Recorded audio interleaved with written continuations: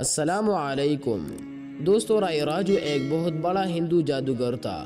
لوگ اسے اپنے جانوروں کا دودھ دیا کرتے تھے، اور اگر کوئی اسی دودھ کا نذرانہ نہ دیتا تو اس کے جانوروں پر ایسا جادو کرتا کہ جانوروں کے تنوں سے دودھ کے بجائے خون نکلنے لگتا۔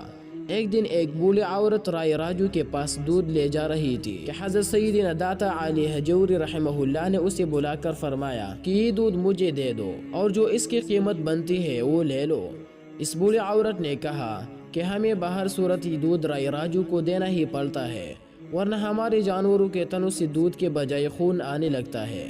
اس پر حضرت دادا صاحب نے مسکرا کر فرمایا، اگر تم یہ دودھ مجھے دے دو تو تمہاری جانوروں کا دودھ پہلے سے کہیں زیادہ بڑھ جائے گا۔ یہ سنتے ہی دوستو اس عورت نے آپ کو دودھ پیش کر دیا۔ جب وہ اپنے گھر گئی تو یہ دیکھ کر اس کی خیرت کی انتہا نہ رہی کہ اس کے جانوروں میں اس قدر دودھ تھا کہ تمام برتن بھر جانے کے بعد بھی تنوں سے دودھ ختم نہیں ہو رہا تھا۔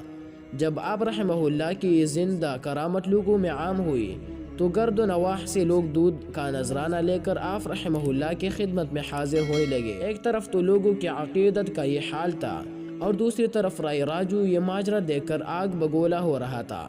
آخر کار دوستو آپ رحمہ اللہ کے بارگاہ میں وہ حاضر ہوا اور انہیں مقابلہ کے لیے للکارا اور کہا کہ اگر آپ کے پاس کوئی کمال ہے تو دکھائیے۔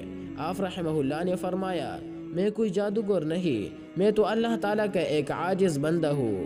ہاں، اگر تمہارے پاس کوئی کمال ہے تو تم دکھاؤ۔ یہ سنتے ہی دوستو اپنے جادو کے زور سے ہوا میں اڑنے لگا۔ آپ رحمہ اللہ یہ دیکھ کر مسکرائے اور اپنے جوتے ہوا میں اچھال دی۔ جوتے رائے راجو کے ساتھ ساتھ ہوا میں اڑنے لگے۔ آپ رحمہ اللہ کی یہ کرامت دیکھ کر رائے راجو بہت متاثر ہوا دوستو، اور نہ صرف توبہ کر کے دائر اسلام میں داخل ہو گیا بلکہ آپ رحمہ اللہ کے ہاتھ پر بیعت بھی کی اور آپ کے صحبت بابرکت سے فیض یاب ہوا۔